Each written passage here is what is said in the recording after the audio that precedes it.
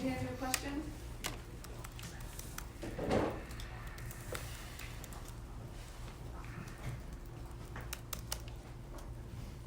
Ray, can you just talk about the difference in the last two games? Is it you guys just feel that much better shooting in your own gym, or did you get some stuff done in the practices in between? We got stuff done in practice. Playing hard, just playing defense, and the main focus is just playing defense. We ain't worrying about offense right now. We giving up a lot of points, so our main focus is playing defense, trying to stop the other team.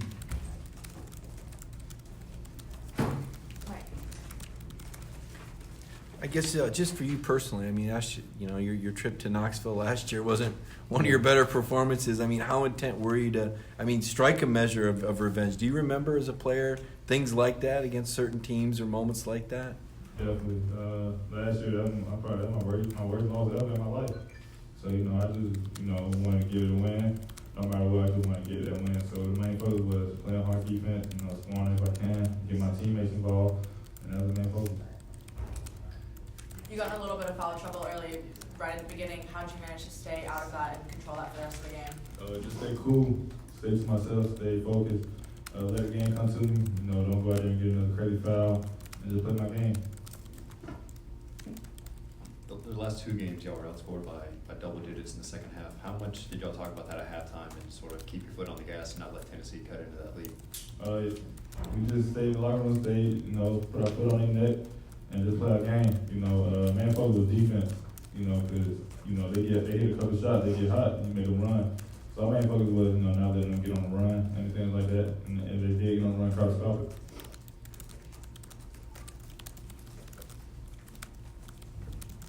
How big was it for you guys to get your first conference win at home now that you got two more ahead now? It was big, giving us confidence going into the next game, going into Mississippi State, and just being ready for it. It was a big boost for us. Now we're ready for the next game. We got to take it day by day. How much you do? I know you guys aren't a one-man team. In fact, you and Anthony got most of the work done today. How important is it just when he gets it? How much does it help when he gets it going? It's big, but it's not a one-man show. It's a 15-man roster. The main focus is getting everybody into it and not worrying about what one person doing. And just getting together and just playing with each other. Reflecting back on that loss, just the swing to go from losing from 46 to beating a team by 17. Yeah. Is Georgia basketball 63 points better now? Or does it feel? Can you describe just how much better it feels? You beat Memphis, you beat Tennessee, and now people are talking about you guys as a tournament team. Yeah, we're not worrying about the outside noise right now. We really won't worry about last year. We got 9 freshmen, so we really won't worry about last year. Because they went on the team and they didn't get experience of that. The main focus was, coming out and trying to beat this team we played tonight. But for you personally. For me personally, it was big, get this win, and it's just big for me, really. Ray, you talked about foul trouble a little bit earlier. From the bench, how nice was it to see, I guess Donnell had 6 points, Samir had 11. How cool was that to see your teammates sort of pick up the slack early while you were sidelined foul trouble? Man, I love it every time. That's just showing that our team versatile. It ain't always about one man doing all the scoring. We got multiple players that can score and get hot. You never know at any given night. There could be anybody that get hot. And that's just the main focus. They come in and contribute. We love it every time. Even the coaches they love it. So that's the main focus. Yeah, man, you were 4 of 11 Saturday against Auburn. Tonight you were perfect. How much time you spend in the gym shoot free throws? As soon as I got back, I got to the gym, just shot free throws. And every workout that I did, I made sure I made 22 for 22, and then made 10 in a row, and then I did 10 rapid fire free throws. So I was just dialed in when I went to the free throw line. I was like, I can't do the same thing I did back then. Any more questions for Rayshaun? Okay, you guys. Yes, sir. Hey, y'all have a beautiful night. I'm gone.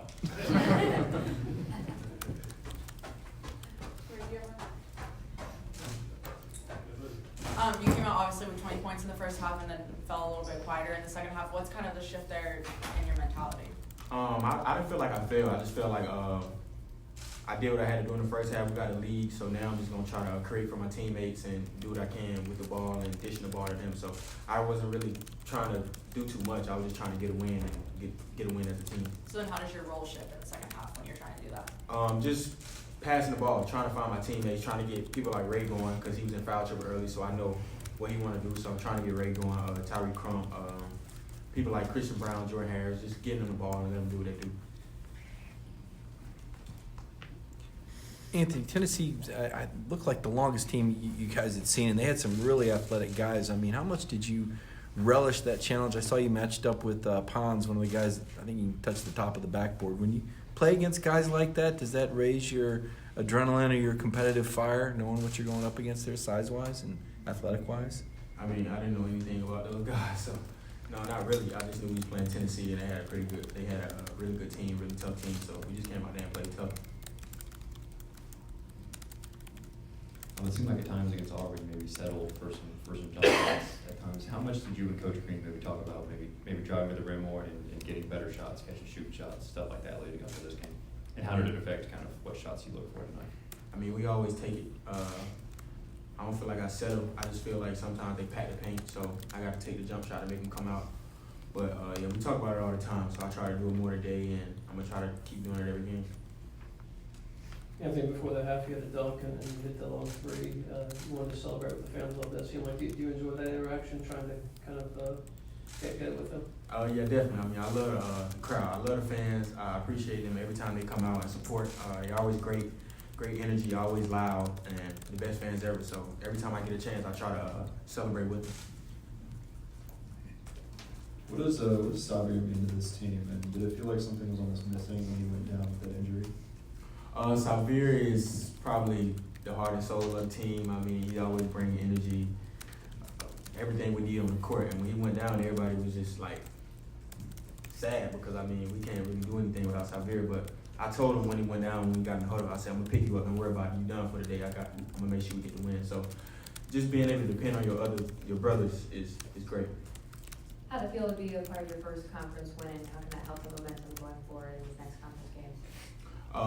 We was just like, to get on a winning streak, we got to win one game at a time. So we won this game, and we got to get another one-game winning streak. So we're going to try to go on the road and win another game. So it just felt great. And Tyree Crump had a big speech during halftime. It was like they beat us real bad last year, so we can't let them come here and beat us. So we just took that and ran with it. Anthony, obviously your name's getting out there bigger than ever. Is it still fun? Is it still the same attitude, or is it a little bit more business-like now that we're getting into the middle of the season and you guys are aiming for an NCAA tournament spot? I mean, basketball is always business for me. I mean, because I'm trying to make a lot of money playing this game, but you never let the fun be taken away from you. I mean, that's why you play it, because it's fun. Like someone asked me earlier about the crowd. I mean, that's fun to me to get the crowd involved and get them real hyped. So I never let the fun get to me. You said before the season you wanted to pack it out and hear like football games. Did you hear the just like football cheer from the fans, and did you? Yeah, I was on the sideline dancing when they were saying that. I was pretty happy. How do you stay level-headed though? Like tonight, 6 NBA scouts. The couple Wednesdays ago, it was like 31. How do you stay level and not let that get to you, knowing that there are eyes on you and everyone is expecting you to perform at the next level? I didn't even know there were NBA scouts here. I don't really care about stuff like that. I just try to go out and play for my brothers and get a win. I mean, whatever I do don't really matter to me. I mean, to other people it may, but I just try to win and get my teammates involved all the time. When you came out for the final time, you and Coach Crean kind of shared a moment. What did he say to you? What was his message to you right there? I really don't know. I really don't remember. I don't remember. 2 more questions? Did you have a late night shooting session this week? Yeah. And how often do you do that? I was in here at 1 o'clock. What was yesterday? Monday. I was in here at 1 o'clock on Monday, and yesterday I was in here about like 10:30, 11. So I mean, most of the time I'm always in here late night because that's when I like to shoot. That's when I got my most energy because I have nothing to do other than play the game, so or play with my dog. In those sessions, do you like call a GA out to come rebound for you and pass it back? And what type of dog do you have? I got the best GA in the country. His name Reed. I mean, he's the best dude in the country. He's the best dude I've ever been around. I mean, he's always willing to work with me. Like I called him Monday and was like, "Let's shoot." But he called me like previously at like 9 o'clock and was like, "I know you don't want to shoot, so come now." I was like, "Nah, bro, I'm good. I'm too tired." And I got bored. I got tired of playing with my dog, so I told my dog I was gonna go and call Reed. It was like 12 o'clock maybe, and he was like, "All right, let's do it." and I got one of my friends to come rebound for me, and I got an American Bully. She's the prettiest thing ever. How old is the dog? How old? She's about 8 months now. Yeah. Name. London. Her name is London. Thank you. No problem. Thank you. Y'all have a good Thanks, one. bud.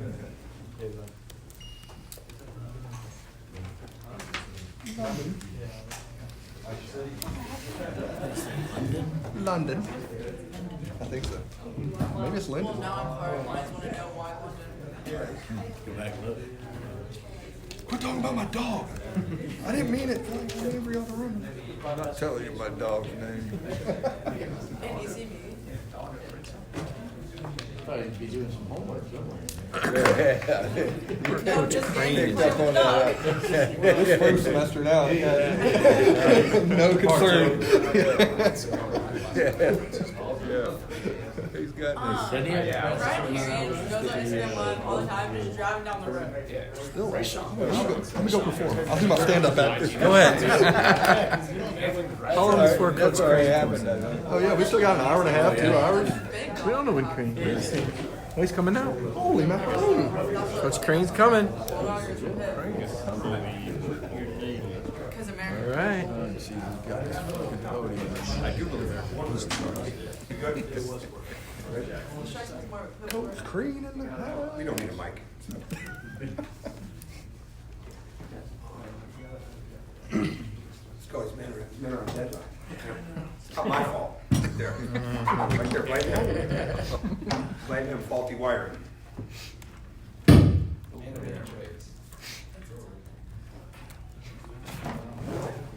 Probably technician. Wow, it's great. Test 1, 2. Are we good, Barry? Yeah. Good. Thank you. All right. Really proud of the way our guys responded. Two really solid days, bouncing back.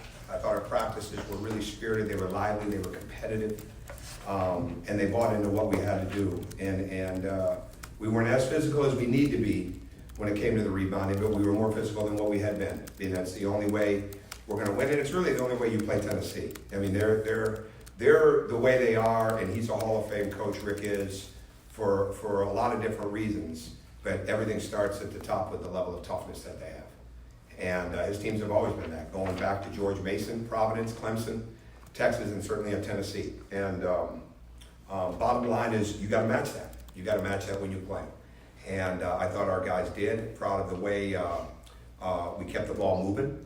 Our offense certainly helped our defense, which is something they've got to continue to understand when you go on the road. This is part of the maturity process.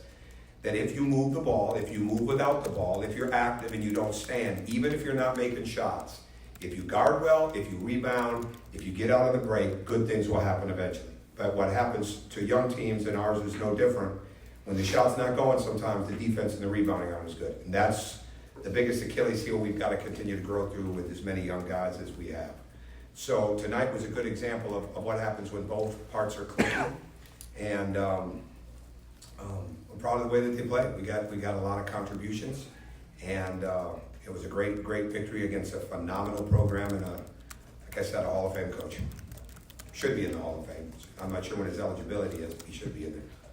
Any injury update on Severe? No update. And He'll rehab tonight, and we'll be 24/7 with him on that type of stuff. So. Also saw that Jaquan Walton wasn't dressed out. Yeah, he'll be back tomorrow. We've treated him. He took a shot in practice last week, and so we didn't even travel him this past weekend because we were treating concussion-like. It was concussion-like symptoms, but he doesn't have it. And today was his last day of non-contact. So I think he's back tomorrow. Full tilt tomorrow.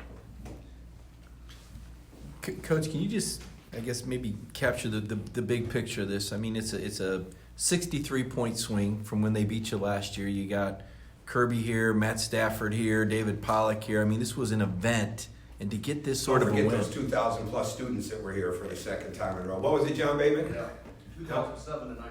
I love that Kirby and the whole group is here, but I love that those students are here. But right? making this an event though, where it's become a place where people kind of come. Yeah. Can you just talk about? That's that? what we have to get there. I mean, see, all I know is what I know. I don't know what Georgia knows, right? And so all I know is what I know in the sense of how we built it at Marquette, how we built it at Indiana.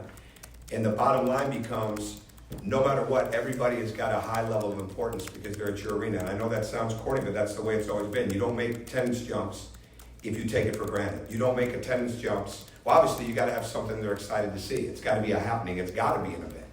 And I think there's steps we're continuing to take. I think there's steps we'll continue to take to make it be that way. They don't have anything to do with the basketball. But the basketball is getting better. I think people like the style of play. They're excited, and I think they feel ownership. And I guess that's the biggest thing that you want to have happen. You know, we can use any adjective we want, you know, about the pageantry of it or the, you know, it's an event, but you want people to have ownership. Because when they have ownership in your program, you're not just sold out for the biggest names on your schedule. And obviously the first 2 games with Kentucky and Tennessee are pretty big names. But when you're really building a program and this thing really starts to be what it needs to be, we'll be packed like that every night. And that's what the goal is. That's the way it gets built. You know, we had recruits in here tonight. It's a school night. They're in there. They can't help but be excited about that. You know, and to me, I'm just extremely grateful that there's so many people that come out, that the students come out like that there is excitement, and I think they're enjoying themselves. And I know that they're bringing a lot of energy to us as well. Does that make sense as far as what you're asking? Okay. After starting out with the first couple of conference losses. Did you go watch Groundhog Day? I didn't. I remember though that I have seen, because I Googled it to write my story, reference it. I'm just saying that because I like to look at everybody else's faces that have no idea what Groundhog Day is. So, you don't know either.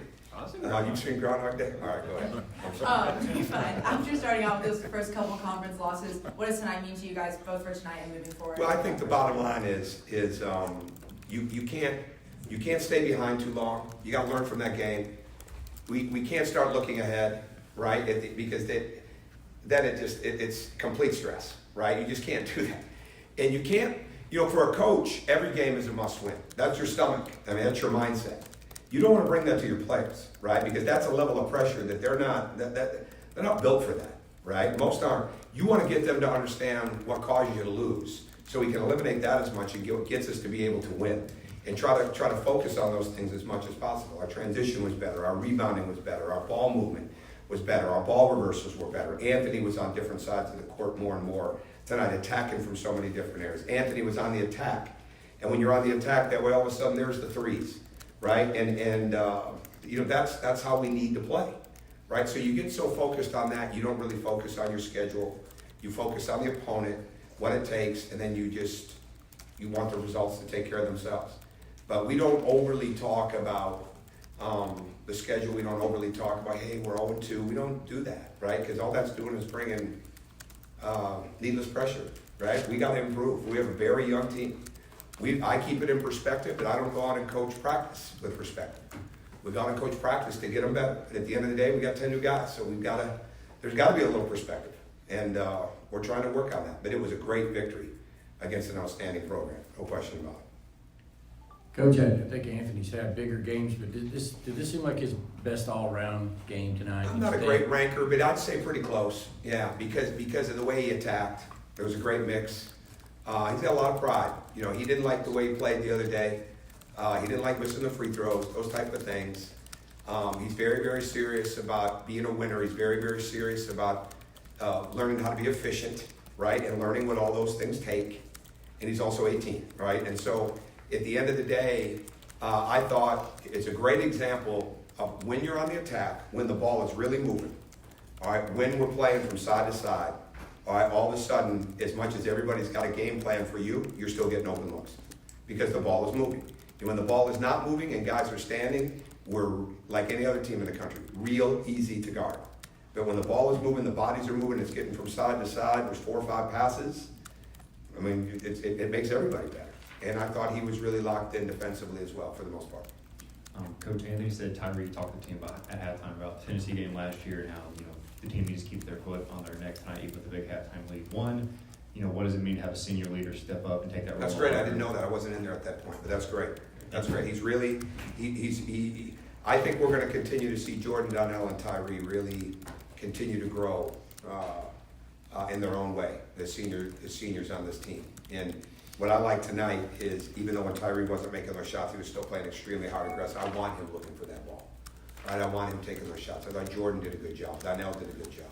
So to hear something like that is a really good sign, and hopefully they're listening. I guess too, you've been outscored by double digits in the second half, the last two games. To come out tonight and sort of keep Tennessee at arm's reach, how impressed. That's a good step. It's a step in the right direction. 2 more questions? What's kept Anthony, you think, from being on the attack, like I think he's 18. I think it's a growth process, right, with him. And I think that's the hard part. And I think it's let me put this in perspective. I mean, who's going through college basketball like he is right now? I mean, who is? I mean, we talk about that all the time. People want to be Anthony Edwards. Do you really? I mean, there's a lot of notoriety and a lot of accolades and a lot of attention. And we pull up in Memphis and there's 15 to 18 people waiting to get autographs, right? I mean, it's a different deal. And he's 18 and should be a high school senior and has a lot to learn, right? So I think that's part of it, like not predetermining. I mean, there's a laundry list, not getting fixed on one thing. Learning to really see and read the game, right? Those are all things that he's learning, right? Learning to put possession by possession together. He's a young guy. When I have conversations with him sometimes about different things, and I'll really realize just how young he is.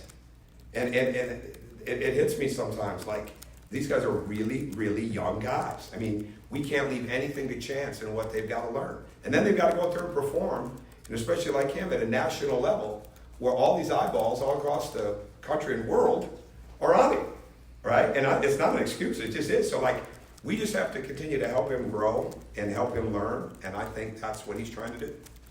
Any more questions? All right, thanks. All right, thank you. See you later.